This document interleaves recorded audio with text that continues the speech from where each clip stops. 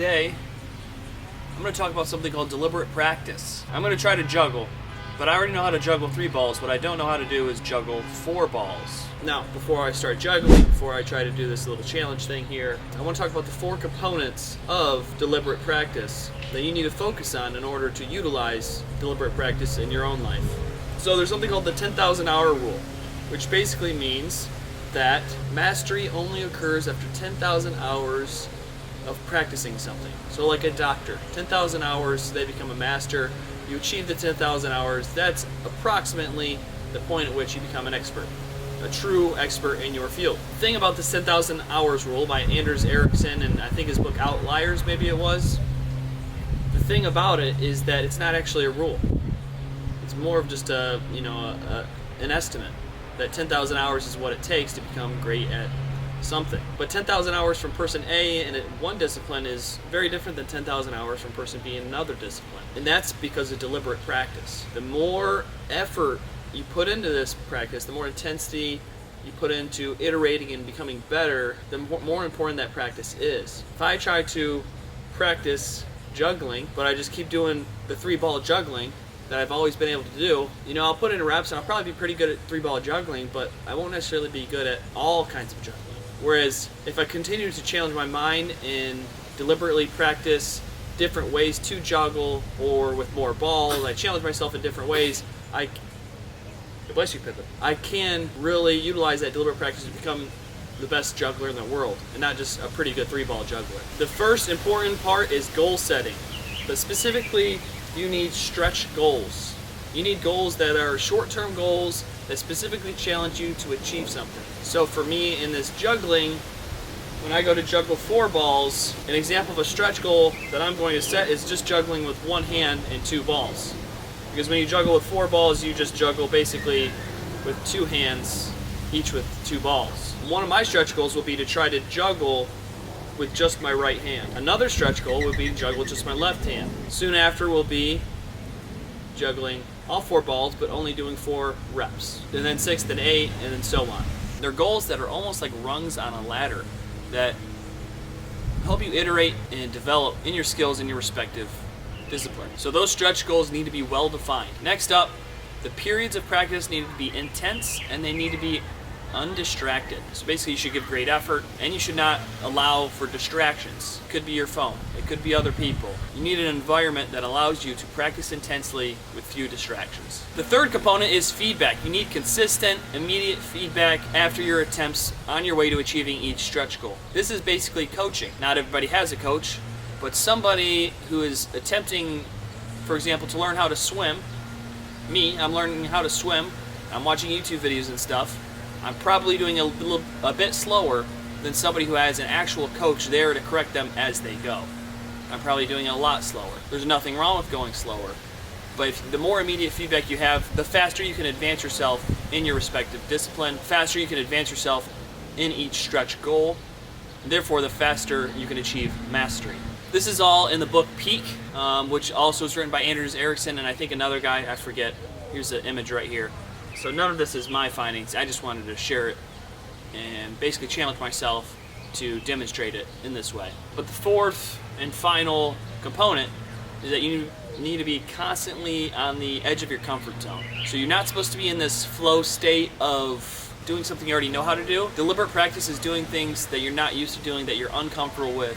And so you're always on the edge of your comfort zone. You're always pushing yourself, your mind, your body, everything, well, specifically it's your mind, so that your mind can grow and create connections. But you're constantly on the edge of your comfort zone is the point. I'm on the edge, the edge, the edge, the edge, the edge, the edge. I'm on the edge of glory, and I'm hanging on it with you. So whenever you think about the fourth component, just think of me singing beautifully, like that. Those are the 4 components of deliberate practice. Let's try it out. Alright, now just to prove that I can in fact juggle with 3 balls, here we go.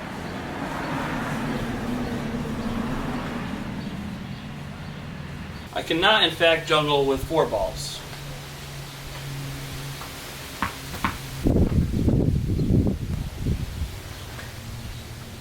Here's a clip of a guy actually juggling with 4 balls.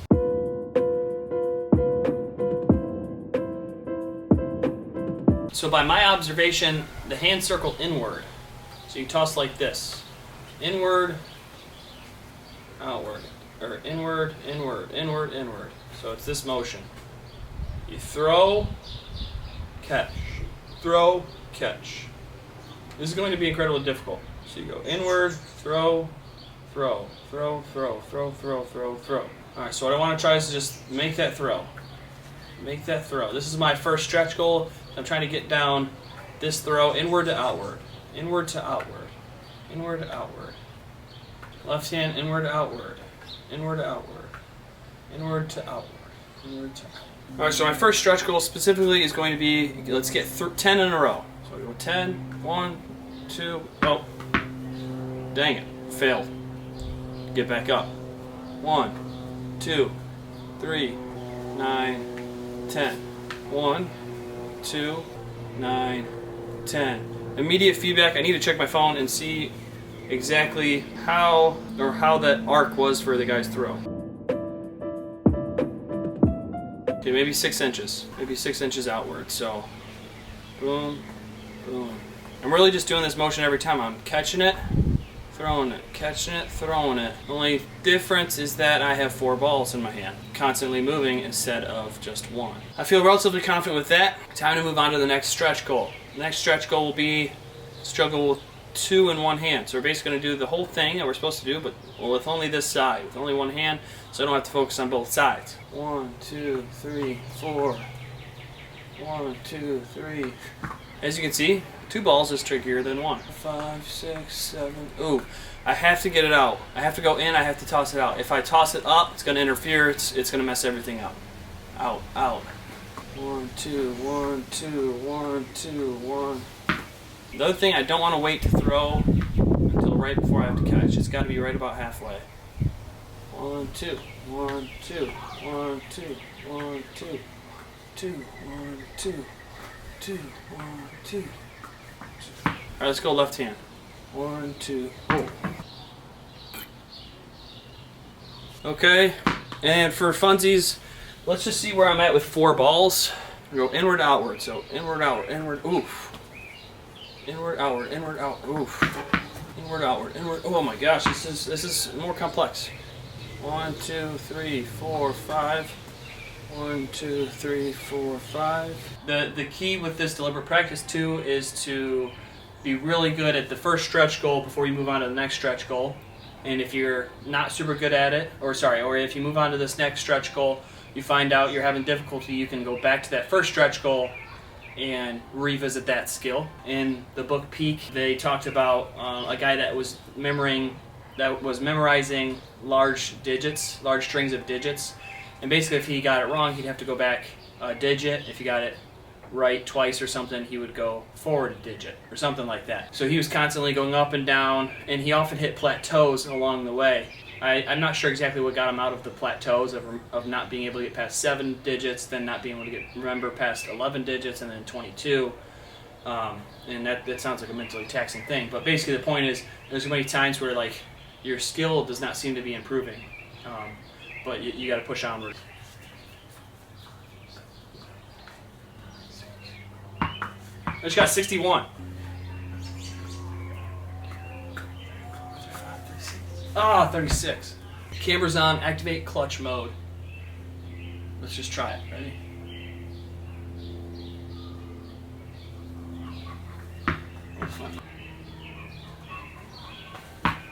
Going into 1.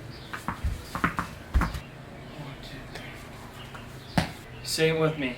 I'm on the edge, the edge, the edge, the edge, the edge, the edge. I'm on the edge of glory, and I'm hanging on it with you.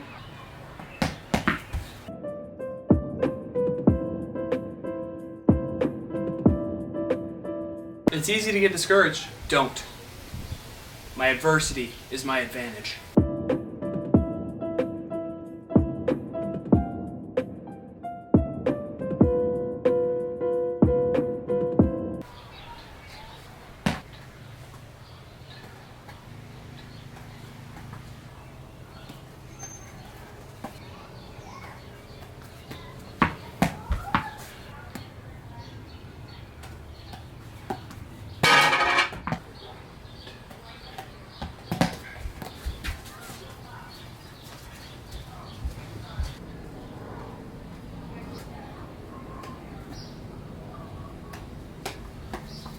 I think I got it. Here we go. First, set the balls aside. Second, believe. Believe in yourself. Ready?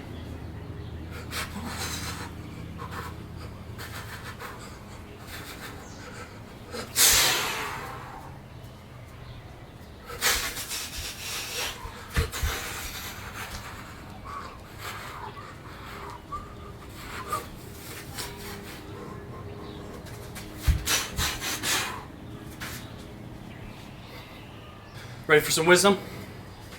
He who says he can and he who says he can't are both usually right.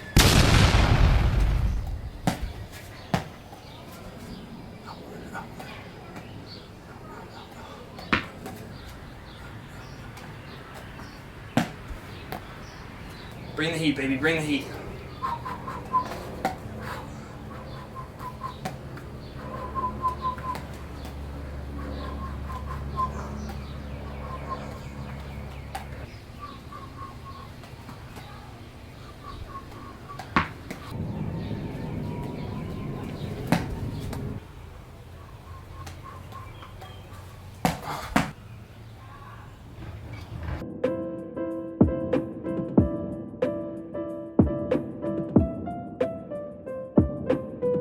I just went back and watched a YouTube video. Apparently you can do synchronous or asynchronous. So let's try synchronous for fun.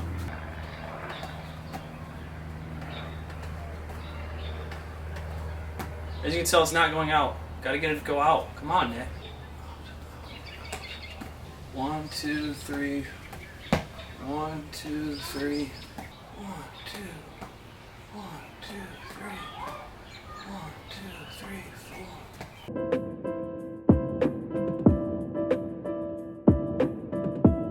Alright, I'm gonna go eat some dinner. My hope was to be able to juggle at the end. Right now it's not looking like I can consistently juggle, but you know, I've gotten 4 to 10, 4 to 8 juggles, so hopefully you were able to see a little bit of improvement in my 4-ball juggling. Maybe it's both a lesson in deliberate practice and how to, you know, use deliberate practice, as well as a lesson in, you know, patience and consistency over time, because some things are harder to just be able to do in just a couple hours, but that's also me just making excuses. You know, I gotta be better. I gotta catch the darn balls. This is a fun video, so maybe I'll keep working on it, but gotta get some protein in before the sun sets.